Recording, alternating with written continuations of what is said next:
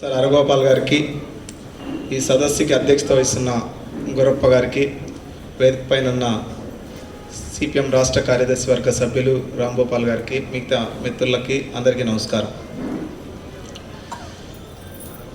మిత్రులారా, సోదరి సోదరులారా, వాస్తవానికి ప్రొఫెసర్ సాయిబాబా స్మృత్యర్థం ఒక సభ నిర్వహించాలని ఆయన చనిపోయినప్పటి నుంచి మేమందరం భావిస్తూ ఉన్నాం. అయితే ఊరికే ఆయన చనిపోవడం గురించి మాత్రమే మాట్లాడాలా, లేదు భారత రాజ్యాంగం కల్పించినటువంటి చట్టంలో ఏం జరుగుతూ ఉంది, ఎవరి కోసం చట్టం పనిచేస్తూ ఉంది, ఎవరి ప్రయోజనాల కోసం చట్టం పనిచేస్తుంది అందరూ అనుకుంటుంటాం. అడన్ని బోర్డులలో రాసి ఉంటారు, పుస్తకాల మీద అట్టల్లో రాసి ఉంటారు, బస్సుల్లో రాసి ఉంటారు, చట్టం అందరికీ సమానమే అని. ఎప్పుడో పుట్టినప్పటి నుంచి చదివి నిజమే అని నమ్ముతున్నాం మనందరం అని చెప్పి ఆలోచించాల్సిన అవసరం ఉంది, దాన్ని చర్చ చేయాల్సిన అవసరం ఉంది.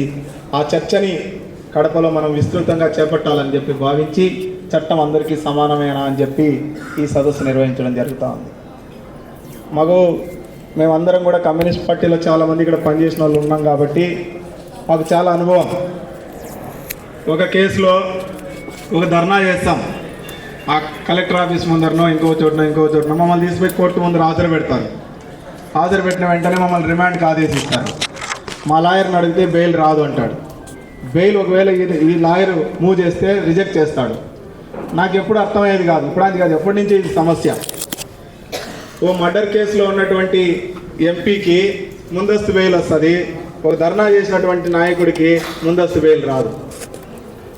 లేదు, నిన్నెప్పుడో మేము జైలుకు పోయినప్పుడు చూస్తూ ఉంటాం, ఓ సామాన్యమైన పేదవాడు ఏం చేసి ఉంటాడంటే ఓ సారా బాటిల్ జైల్లో ఉందని తెచ్చి లోపలేస్తుంటారు. 7 సంవత్సరాలు 5 సంవత్సరాలు 6 సంవత్సరాలు జైళ్ళల్లో ఉంటారు. ఏమైనా ఇన్ని రోజులు జైల్లో ఉన్నావు అంటే బెయిల్ రావడం లేదు సార్ అంటాడు. అదే ఈ దేశంలో అత్యున్నతమైనటువంటి డబ్బున్న వాళ్ళైతే, సంపద ఉన్న వాళ్ళైతే, పవర్ ఉన్న వాళ్ళైతే వాళ్ళు కోర్టుకే పోకుండా బెయిల్ తెచ్చుకుంటారు అట్లాంటి కేసుల్లో. నిన్ననే సిబిఐ ఛార్జ్షీట్ వేసింది. జగన్మోహన్ రెడ్డి 5.5 సంవత్సరాల్లో ఒక్కరోజు కూడా కోర్టుకు పోలే 15 కేసుల్లో. అదే మేము 3 వాయిదాలకు పోకపోతే సమన్ల మీద సమన్లు పోలీసు వాళ్ళు వస్తారు, మిమ్మల్ని అరెస్ట్ చేయాలా తీసుకోవాలా, అరెస్ట్ చేయాలా వస్తారా పదం వాడుతా అంటారు మా ఇంటి చుట్టూ తిరిగి. అంటే వాళ్ళకొక చట్టం మనకొక చట్టం. మీరు చూసినారు, అక్కడ కోడికత్తి కేసులో ఒక దళిత పిల్లగానికి 5 సంవత్సరాలు బెయిల్ రాలే. ఆయనేమి చనిపోలే, ఆయనకేం పెద్ద గాయాలు కాలే. సాయంత్రానికి ఆయన బ్రహ్మాండంగా హాస్పిటల్ నుంచి డిశ్చార్జ్ అయినాడు. ఆ కోడికత్తి గాయంతో ముఖ్యమంత్రి కూడా అయినాడు. కానీ ఆ కోడికత్తికి గురైన పిల్లగానికి మాత్రం 5 ఏళ్ళు జైల్లో మగ్గిపోయినటువంటి పరిస్థితి ఉంది. ఈయన ఒక్కరోజు వెళ్ళి సాక్ష్యం చెప్తే బెయిల్ వస్తుందంటే ఒక్కరోజు కూడా ఈయన పోడు. ఈయనను రమ్మని ఆ కోర్టు చెప్పదు, ఆయనకు బెయిల్ లేదు, ఈయన రమ్మని చెప్పదు. ఇదేం న్యాయమో, ఇదేం చట్టమో, ఇల్లేం జడ్జిలో నాకు అర్థమే కాదు అసలు. ఎంతన్నా ఆలోచించు, ఎంత డిప్లొమాటిక్గా ఆలోచించినా కూడా ఈ విషయాలు ఎప్పటికీ అర్థం కావు. ఎందుకు అర్థం కావంటే వాటికి ఒక స్పష్టత ఉన్నది. ఈ దేశంలో కోర్టులు, జైళ్ళు, లేకపోతే పోలీసులు, చట్టము అన్నీ ఒకరి కోసం పనిచేస్తున్నాయి, ధనిక వర్గాల కోసం పనిచేస్తున్నాయి, ధనవంతుల కోసం పనిచేస్తున్నాయి, వాళ్లకు ఊడిగం చేయడానికి పనిచేస్తున్నాయి. బాంబులు వేసిన కేసులో ఆర్ఎస్ఎస్ వాళ్ళకి బెయిల్ ఇస్తుంది సుప్రీంకోర్టు. అదే ప్రొఫెసర్ సాయిబాబా గారి తల్లి చనిపోతే పెరోల్ లేదు ఈ సుప్రీంకోర్టు. ఆ సుప్రీంకోర్టు జడ్జిగా ఉన్నది ఎవరు అంటే గొప్ప ప్రజాస్వామికవాది అని చెప్పబడిన చంద్రచూడు ధర్మాసనమే సాయిబాబా గారి బెయిల్ని రిజెక్ట్ చేసి, పెరోల్ని రిజెక్ట్ చేసింది. ఇంకో పక్క డేరా బాబా అని ఒకడు ఉన్నాడు. వాడేమో అమ్మాయిల్ని అత్యాచారం చేసినాడు, అత్యాచారం చేసిన అమ్మాయిల్ని హత్య చేసినాడు. ఆ హత్యల్ని దీని మీద ఉద్యమం జరిగితే ఆ ఉద్యమంలో కొంతమందిని కాల్చి చంపినాడు. ఈ అన్నింటి మీద అతనికి జీవిత ఖైదు పడింది. అతను జైల్లో ఉండేదానికన్నా బయట ఉండేది ఎక్కువ. ప్రతి 6 నెలలకు పెరోల్ ఇస్తారు, ప్రతి 6 నెలలకు రాజకీయ నాయకులు వాళ్ళ ఉపన్యాసాలు ఇప్పించుకుంటారు, రాజకీయ మీటింగుల్లో పాల్గొనేటట్టు చూసుకుంటారు. ఆ రకంగా దేశంలో చట్టం అందరికీ సమానమేనా అని ప్రశ్న వేస్తే కాదు అన్నది ఈరోజు ఆన్సర్గా కనబడతా ఉందని చెప్పి నేను ఏ మొహమాటం లేకుండా చెప్పదలుచుకున్నాను. అంతేకాదు, ఈరోజు చిన్న కేసుల్లో నిన్ననే చూసినారు మీరు ఒక కేసు. అల్లు అర్జున్ ఒక కేసులో అరెస్ట్ అయినాడు. అరెస్ట్ అయితే ఏందో ఆకాశము భూమి బద్దలైనట్టు పేపర్ వాళ్ళు టీవీ వాళ్ళు అసలు ఉదయం నుంచి ఇంకా వార్తలే లేనట్టు, ఇంకా సమాజం అంతా బన్నీ చుట్టే తిరుగుతా ఉన్నట్టు, అతను ఏదో స్వాతంత్రోద్యమానికి పోయి వచ్చినట్టు, బార్డర్లో ఇది జరిగినట్టు మొత్తం వార్తలన్నీ ఆయన చుట్టూనే. ఇంకా వార్తలే కాదు, ఉదయం 11కు అరెస్ట్ చేస్తే రాత్రి 7:30 దాకా ఇంకా కోర్టులు ఏం పని చేయలే. ఓన్లీ అల్లు అర్జున్ పనే చేసినాయి కోర్టులు. ఇంత అవమానకరమైన న్యాయ వ్యవస్థ ఉంది భారతదేశంలో. ఉదయం అరెస్ట్ అయితే ఒక కోర్టుకు పోయినాడు, నాంపల్లి కోర్టుకు. అక్కడ బెయిల్ పిటిషన్ వేసినారు. దాని మీద మాకు ఒక ప్రాసెస్ చెప్తా అంటారు మా గురప్పన్నోళ్ళు.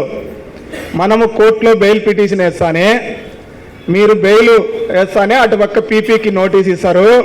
నోటీస్ అభ్యంతరం చెప్పకపోతే ఆర్గ్యుమెంట్కి ఇస్తారు. ఆర్గ్యుమెంట్కి ఇచ్చిన తర్వాత మనం ఆర్గ్యుమెంట్ చేయాలా, మన ఆర్గ్యుమెంట్ చేసిన తర్వాత బెయిల్ శాంక్షన్ కావాలా, బెయిల్ శాంక్షన్ అయిన తర్వాత ఆర్డర్ ఇవ్వాలా, వీటన్నింటికి కనీసం 3 రోజులు పడుతుంది అని చెప్తారు. ఒకరోజు ఒక చిన్న కేసు కూడా. వీళ్ళ దాంట్లో ఏం జరుగుతుందో కూడా తెలియదు. ఆయన ఉదయం నాంపల్లి కోర్టులో కేసు బెయిల్ పిటిషన్ వేసినాడు. మధ్యాహ్నం 3కు అక్కడ రిజెక్ట్ అవుతుంది. 3 నుంచి హైకోర్టులో పిటిషన్ దాఖలు చేయడానికి ప్రయత్నం చేస్తారు. 6:30 హైకోర్టు బెయిల్ ఇచ్చింది. ఎట్లా ఈ ప్రాసెస్ అంతా ఎట్లా చేసినారు? పీపీ నోటీస్ ఏమైంది, ఆర్గ్యుమెంట్ ఏమైంది, పీపీ అబ్జెక్షన్ ఏమైంది, వాళ్ళ లాయర్ ఆర్గ్యుమెంట్ ఏమైంది, వాళ్ళ లాయర్ ఆర్గ్యుమెంట్ అయిన తర్వాత జడ్జి యొక్క స్టేట్మెంట్ ఏమైంది, జడ్జి ఆర్డర్ ఇప్పుడు ఇచ్చినాడు. జడ్జి ఆర్డర్ ఇచ్చిన తర్వాత అది టైప్ చేసే వాళ్ళు అయితే ఇక్కడ మన కోర్టులో టైప్ చేసే వాళ్ళు కూడా రేపు రాబండి సార్ అంటారు. మనమైతే వాళ్ళకి అప్పుడే టైప్ అయిపోయింది. రాత్రి 8:30 కల్లా బెయిల్ పిటిషన్ తీసుకుపోయి బెయిల్ ఆర్డర్ తీసుకుపోయి జైల్లో వేసినారు. కాబట్టి మిత్రులారా, మనం లోతుగా ఆలోచించాల్సిన అవసరం ఉంది. ప్రొఫెసర్ సాయిబాబా గారిది 100కి 100 పాళ్ళు. ప్రొఫెసర్ సాయిబాబా గారికి పూర్తిగా భారతదేశంలో ఉన్న చట్టాలు వర్తించలేదు, భారతదేశంలో ఉన్న న్యాయం వర్తించలేదు.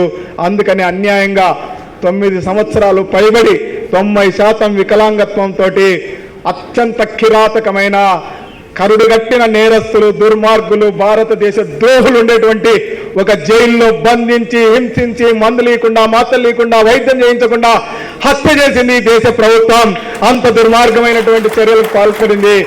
ఇది మనం చూస్తా ఊరుకుంటే అక్కడ ఏడో సాయిబాబాకు జరిగిందంటే రేపు కడపలో ఇంకొకరికి జరుగుతుంది, ఇంకొకరికి జరుగుతుంది. నోరు లేని ప్రతి వాళ్ళకి జరుగుతుంది. నోరు లేని వాళ్ళ తరఫున మాట్లాడినందుకే సాయిబాబా గారికి ఈ దారుణమైన శిక్ష పడింది. ముఖ్యంగా ఆదివాసీల కోసం, దళితుల కోసం, మైనార్టీల కోసం తమ జీవితాన్ని పణంగా పెట్టి పోరాడిన పాపానికి ఈరోజు సాయిబాబాకి మరణ శిక్ష విధించింది ఈ దేశ ప్రభుత్వం. ఇది మరణ శిక్షనే అని చెప్పి నేను నమ్ముతున్నాను. కాబట్టి మన అందరం ఐక్యంగా ఇట్లాంటి సమస్యలు వచ్చినప్పుడు కనీసం కడప లాంటి చోటైనా ప్రతిఘటించడానికి, పోరాడడానికి, ఐక్యంగా ఉండడానికి ఒక వేదిక అవసరం అని చెప్పి మేమందరం కలిసి భావించి ఈ కార్యక్రమం నిర్వహించడం జరిగింది. ఇంత పెద్ద సంఖ్యలో హాజరైన పెద్దలు, మేధావులు, కడప పుర ప్రముఖులు, అనేక మంది మాకన్నా పెద్దవాళ్ళు, మేధావులు మా ముందర ఉన్నారు.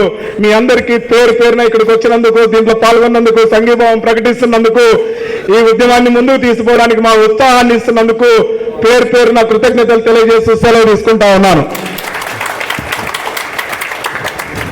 Thank you sir.